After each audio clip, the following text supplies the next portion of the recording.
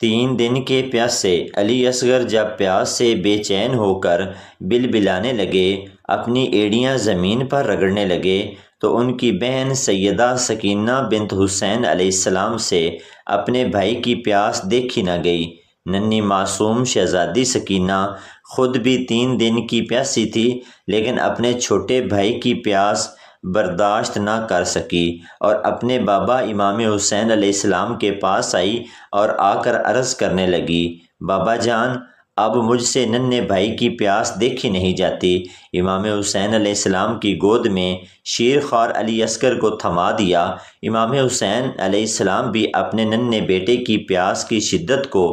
برداشت نہیں کر پا رہے تھے۔ آپ نے اپنی زبان اقدس کو اپنے ننھے شیر خوار علی اصغر کے منہ میں دیا کہ اگر وہ چوسے گا تو شاید اسے کچھ نمی محسوس ہو اور وہ بہل جائے، لیکن امام حسین علیہ السلام خود بھی تو 3 دن سے پیاسے تھے، آخر زبان سے وہ کیا نمی محسوس کروا پاتے۔ امام حسین علیہ السلام سے رہا نہ گیا اور ننھے علی اصغر کو اٹھایا اور ان بدبخت یزیدیوں کے لشکر کے سامنے ننھے علی اصغر کو بلند کیا اور آواز بلند کہا، اس 6 ماہ کے معصوم بچے نے تمہارا کیا بگاڑا ہے؟ اس کے لیے تو پانی کی چند بوندیں مہیا کرو۔ اس کے جواب میں ایک بدبخت نے سنسناتا ہوا تیر فضا میں چھوڑا جو سیدھا شیر خوار علی اصغر کی گردن میں پیوست ہو گیا اور امام علی مقام امام حسین کی گود میں ہی علی اصغر نے اپنی جان بھی جان آفرین کے سپرد کر دی اور اس کربلا کے عظیم سانے کا سب سے کم سن شہید ہونے کا اعزاز حاصل کر لیا۔ امام حسین علیہ السلام نے ننھے علی اصغر کے بے جان لاشے کو فضا میں بلند کیا اور اچانک بسم اللہ الرحمن الرحیم۔ عزیزان گرامی، سانحہ کربلا بلا شبہ اسلامی تاریخ کا سب سے دردناک اور اندوہناک سانحہ ہے جو اہل بیت اطہار کے نفوس قدسیہ پر قیامت صغریٰ بن کر وقوع پذیر ہوا۔ ابھی بھی کچھ ناعاقبت اندیش لوگ ایسے ہیں جو آج بھی اس بات کا دعویٰ کرتے ہیں کہ کربلا کا واقعہ وقوع پذیر ہی نہیں ہوا اور امام حسین علیہ السلام نعوذ باللہ اپنی خلافت اور اقتدار کے لالچ میں یزید کے پاس اس سے مذاکرات کرنے کے لیے گئے تھے۔ اور بعض ناعاقبت اندیش اور بدبخت تو یہ بھی کہتے ہیں کہ امام حسین علیہ السلام اور یزید کے درمیان ہونے والا واقعہ کربلا یہ کوئی حق و باطل کی لڑائی نہیں تھی، بلکہ یہ 2 شہزادوں کی اقتدار کو حاصل کرنے کے لیے لڑائی تھی۔ میری ان لوگوں سے یہ اپیل ہے کہ خدارا اپنی آخرت کو تباہ و برباد مت کیجیے اور تاریخ کے ان حقائق کو جن میں بہت سے مستند تاریخ دان بھی موجود ہیں ان کی اس محنت اور تحقیق پر پابندی نہ لگائیں اور اپنی آخرت کو برباد نہ کریں، کیونکہ نبی صلی اللہ علیہ وآلہ وسلم کا ارشاد تھا کہ حسین مجھ سے ہے اور میں حسین سے ہوں، اور حسین اور حسن میرے دونوں بیٹے جنتی نوجوانوں کے سردار ہیں۔ اور یہی نہیں بلکہ ان کی والدہ سیدہ فاطمہ الزہرا رضی اللہ تعالی عنہا کے لیے بھی نبی کریم صلی اللہ علیہ وآلہ وسلم نے ارشاد فرمایا تھا کہ فاطمہ میرے جگر کا ٹکڑا ہے، جس نے فاطمہ کو تکلیف پہنچائی گویا اس نے مجھے صدمہ پہنچایا۔ اور پھر امام حسین علیہ السلام تو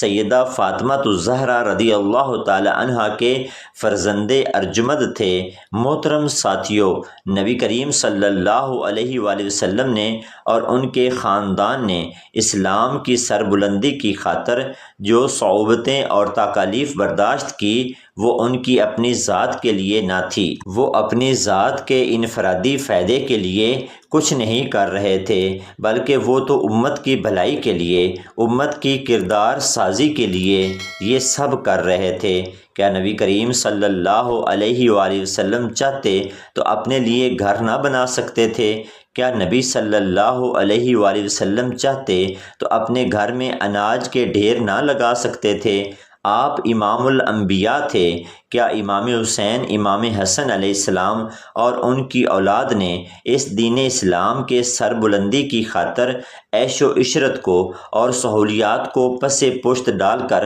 اپنی جانوں کے نذرانے پیش نہ کیے؟ امام حسین علیہ السلام سے پہلے امام حسن علیہ السلام، ان کے والد گرامی حضرت علی المرتضیٰ اور خود نبی کریم صلی اللہ علیہ وآلہ وسلم، جنہوں نے اپنی ساری زندگی اس قدر سادگی اور تقوی کے ساتھ بسر کی کہ حضرت عمر فاروق رضی اللہ تعالی عنہ نبی کریم صلی اللہ علیہ وآلہ وسلم کو دیکھ کر رونے لگتے اور فرماتے، یا رسول اللہ صلی اللہ علیہ وآلہ وسلم، کیسر و کثرت و بادشاہی کی زندگی بسر کریں اور آپ دونوں جہانوں کے تاجدار ہو کر یہ تنگ دستی اور غریبی کی حالت میں زندگی بسر کریں۔ تو نبی کریم صلی اللہ علیہ وآلہ وسلم نے ارشاد فرمایا تھا، عمر، لگتا ہے کہ تجھ پر ابھی بھی دنیا کی حقیقت آشکار نہیں ہوئی۔ کیا تو یہ نہیں چاہتا کہ وہ لوگ دنیا کے زہری مزے لوٹ لیں اور ہم آخرت کی برکات حاصل کریں؟ نبی کریم صلی اللہ علیہ وآلہ وسلم نے اپنی زندگی میں ہی اپنے نواسے امام حسین علیہ السلام کی شہادت کی پیش گوئی فرما دی تھی کہ حسین باغی جماعت کے ہاتھوں قتل کر دیا جائے گا اور یہ دین اسلام کی سربلندی کی خاطر اپنے نانے کے دین کے بچانے کی خاطر اپنی جان قربان کر دے گا، لیکن اس دین اسلام پر آنچ نہ آنے دے گا۔ اور واقعتاً پھر کربلا کے میدان میں امام حسین علیہ السلام نے اپنی جان کی اور اپنے خاندان کی پرواہ نہ کی، اور جہاں دیکھا کہ اب اپنی جان کا نذرانہ پیش کر کے دین اسلام کو بلند رکھنے کی ضرورت ہے، تو آپ نے یزید بدبخت کے ہاتھ میں اپنا ہاتھ نہ دیا، لیکن اپنا سر دینا گوارا کر لیا۔ علامہ ابن مروندی اپنی تصنیف القاب الاولیاء میں لکھتے ہیں کہ امام حسین علیہ السلام جب اپنے بھائی مسلم بن عقیل کا خط ملنے پر مکہ مکرمہ سے کوفہ کے لیے نکلے تو آپ کوفہ سے کچھ فاصلے پر ہی تھے کہ آپ کو اپنے بھائی مسلم بن عقیل کی دردناک شہادت کی خبر ملی۔ اس موقع پر امام حسین علیہ السلام چاہتے تھے کہ وہ واپس مکہ مکرمہ پلٹ جائیں، لیکن حضرت مسلم بن عقیل کے بھائی اور ان کی اہلیہ نے امام حسین علیہ السلام سے عرض کی کہ آپ جانا چاہیں تو چلے جائیں، ہمیں کوئی اعتراض نہیں، لیکن ہم اپنے بھائی مسلم بن عقیل کا بدلہ لے کر رہیں گے، اس کا قصاص لیں گے اور ان کی میت کو وصول کریں گے۔ اس موقع پر امام حسین علیہ السلام نے پھر ان کے ساتھ کوفہ جانے کی حامی بھری اور کوفہ روانہ ہوئے، لیکن راستے میں عبید اللہ ابن زیاد کے کہنے پر عمر بن سعد امام حسین علیہ السلام کو کربلا کے میدان کے پاس ملا اور اس نے امام حسین سے کوفہ جانے کا ارادہ پوچھا، تو امام حسین نے اس کو کوفیوں کے خطوط دکھائے، امام مسلم کی شہادت کا بدلہ لینے کے بارے میں بتایا، تو عبید اللہ ابن زیاد کے اس سپہ سالار عمر بن سعد نے کہا کہ جن لوگوں نے آپ کو خطوط لکھے تھے وہ تو ابن زیاد کی قید میں ہیں، اور کچھ ایسے ہیں جنہوں نے اپنی بیعت کو توڑ دیا ہے، اور کچھ اس وقت میرے ساتھ میرے لشکر میں موجود ہیں۔ امام حسین نے اس لشکر کی طرف خط لہرا کر پوچھا کہ کیا تم لوگوں نے یہ خط نہیں لکھے؟ تو وہ لوگ سرے سے ہی مکر گئے، ہم نے ایسے کوئی خطوط نہیں لکھے۔ امام حسین اس موقع پر عمر بن سعد سے اپنی 3 شرائط بیان کی کہ یا تو مجھے مکہ واپس جانے دیا جائے، یا مجھے کسی اسلامی لشکر کی قیادت دے کر جہاد کے لیے بھیج دیا جائے، یا پھر مجھے یزید کے پاس دمشق بھیجا جائے۔ عمر بن سعد نے ابن زیاد سے اس بات کا ذکر کیا تو شمر نے عبید اللہ بن زیاد کو مشورہ دیا کہ امام حسین کی کوئی بھی شرط منظور نہ کرنا اور ان کو شہید کر دو، پھر یزید تم سے خوش ہوگا۔ اگر تم یزید کی پشت پناہی حاصل کرنا چاہتے ہو تو پھر امام حسین کو تمہیں شہید کرنا ہی پڑے گا۔ اور شمر بدبخت کے کہنے پر عمر بن سعد کے ذریعے عبید اللہ ابن زیاد نے امام حسین علیہ السلام کے خانوادہ کو شہید کر دیا اور ان کے سروں کو نیزوں پہ بلند کر کے دمشق لے جایا گیا۔ محترم ساتھیو، کربلا کے میدان میں یوم عاشوراء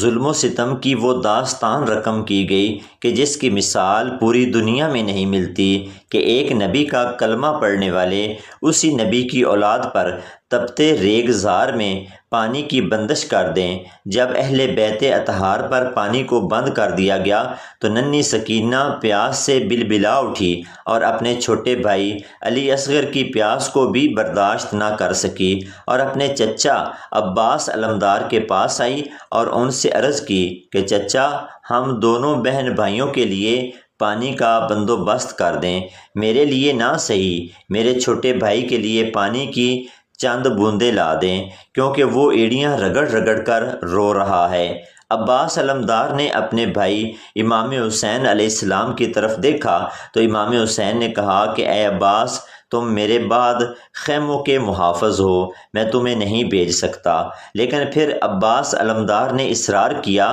تو امام حسین علیہ السلام بھی اپنے بچوں کی پیاس برداشت نہ کر سکے اور عباس علمدار کو پانی لینے کے لیے بھیج دیا۔ عباس علمدار نہر فرات پر گئے، پانی کا مشکیزہ بھرا اور راستے میں آنے والے ہر یزیدی فوجی کو جہنم واصل کیا۔ لیکن جب ان بدبختوں نے یک بارگی حملہ کیا تو انہوں نے عباس علمدار کے بازو قلم کر دیے، انہوں نے مشکیزہ اپنے منہ میں پکڑ لیا، پھر انہوں نے ان کو تیر کی بچھاڑ کر کے شہید کر دیا، جس کی وجہ سے خیموں تک پانی نہ پہنچ سکا۔ تو امام حسین علیہ السلام اپنے چھوٹے بیٹے شیر خوار علی اصغر کو ان یزیدی بدبختوں کے سامنے لے گئے اور جا کر فرمایا کہ تم جانتے ہو میں کون ہوں؟ میں تمہارے نبی کا نواسہ ہوں، جس نبی کا تم کلمہ پڑھتے ہو، جس کی دی ہوئی اس حکومت اور اقتدار پر تم اختیارات ہونے کے باعث قبضہ کیے ہوئے ہو۔ میں اسی امام الانبیاء کا نواسہ ہوں۔ کیا تم نے میرے نانا کی وہ حدیث نہیں سنی کہ حسین مجھ سے ہے، میں حسین سے ہوں، اور حسین جنتی نوجوانوں کا سردار ہے؟ میں تمہیں اپنے نانا امام الانبیاء سے حوض کوثر کا پانی دینے کا وعدہ کرتا ہوں، میرے بچوں کے لیے پانی دے دو۔ اس کے جواب میں ایک بدبخت نے ایک سنسناتا ہوا تیر فضا میں بلند کیا جو حضرت علی اصغر کی گردن کے آر پار ہو گیا۔ کہا جاتا ہے کہ اس تیر کی 3 نوکیں تھیں اور تینوں نوکیں ننھے علی اصغر کی گردن میں پیوست ہو گئی اور خون کا ایک فوارہ چھوٹ پڑا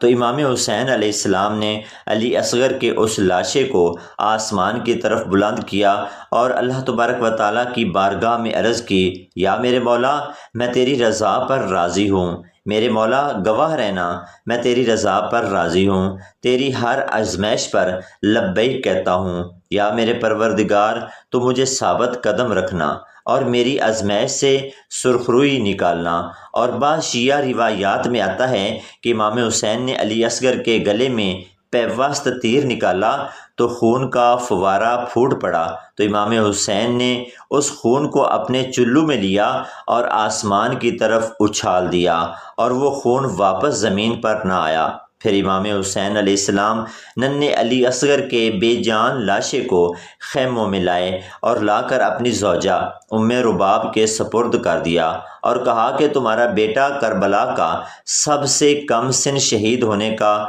شرف پا چکا ہے، اور باقی لاشوں کے ساتھ علی اصغر کی لاش کو بھی لٹا دیا۔ ننھی سکینہ اپنے بھائی کی لاش کو اپنی گود میں لے کر بیٹھی آنسو بہاتی رہی، کبھی اس کا منہ چومتی، کبھی اس کے گلے پر لگنے والے زخموں کو چومتی اور کبھی اپنے چچا عباس علمدار کو آوازیں دے کر کہتی کہ چچا دیکھ لو، تم پانی نہ لا سکے اور علی اصغر پانی پیے بغیر ہی اس دنیا سے رخصت ہوا۔ ابن یعقوبی اس واقعے کو اس طرح سے بیان فرماتے ہیں کہ امام حسین اپنے گھوڑے ذوالجناح پر سوار تھے کہ ان کے بیٹے کو پیاس سے روتے ہوئے آپ کی گود میں دیا گیا تو اسی وقت ایک تیر آیا جو بچے کے گلے میں لگا اور وہ شہید ہو گیا۔ امام نے تیر کو گلے سے باہر نکالا اس حالت میں کہ بچہ خون میں ڈوبا ہوا تھا۔ اس پر امام حسین نے بچے سے کہا کہ خدا کی قسم تیرا مقام خدا کے نزدیک حضرت صالح کی اونٹنی سے بالا تر ہے اور رسول خدا کا مقام حضرت صالح سے بالا تر ہے۔ اس کے بعد بچے کو شہداء کے بدنوں کے نزدیک لا کر رکھ دیا۔